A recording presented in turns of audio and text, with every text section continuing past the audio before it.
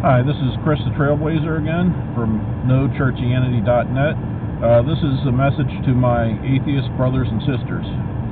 I know that you might think that Christians are ignorant, don't understand science, don't understand the arguments, and are basically believing a book of mythology from 2,000 years ago. But I want to go ahead and challenge some of these presuppositions you might hold. For instance, there's a great many Christians that have PhDs, science, chemistry, etc. I myself have an MBA. I'm finishing off a master's in theology, and eventually will have a PhD. My undergrad was in philosophy, and I find that arguing with atheists a lot of times that they don't understand the presuppositions that are necessary to be an atheist. When you study philosophy, you learn that most philosophy can be divided into pre-Kant and post-Kant. That's because Kant put up what's called the Kantian wall, the separation between noumena and phenomena. Noumena being objects of ideas, phenomena being sense data, the world of appearances.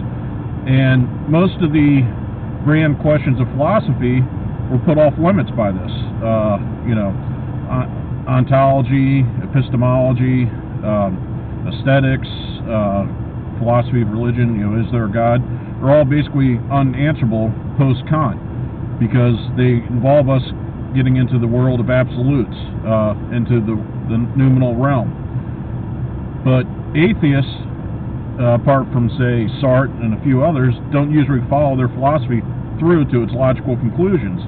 That you can't make value judgments as an atheist. You can't understand absolute reality as an atheist. You can't make any universals as an atheist. Why? Because you don't have access past the Kantian wall into the noumenal realm.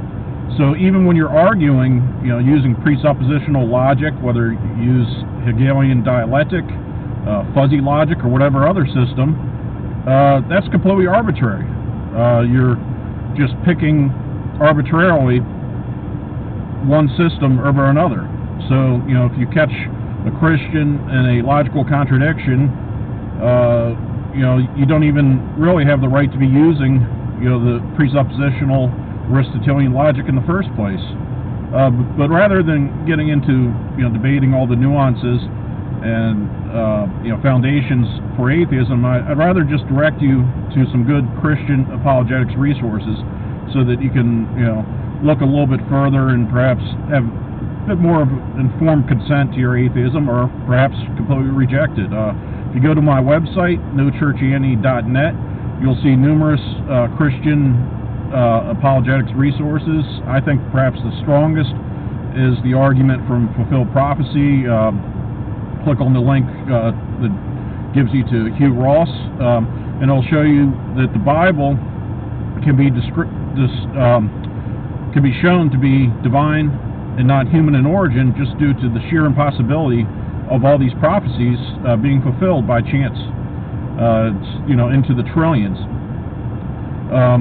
Just because many Christians aren't educated, they go around thumping their Bibles and just quoting the Bible at you, don't reject Christianity out of hand.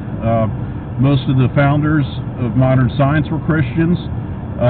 Most modern scientists have some belief in a higher being, or at least are open to it. It's only the militant atheists that get all the press, but they're actually the minority within the scientific community.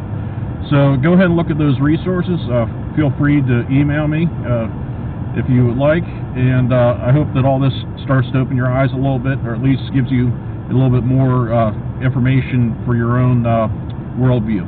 Thank you, and God bless.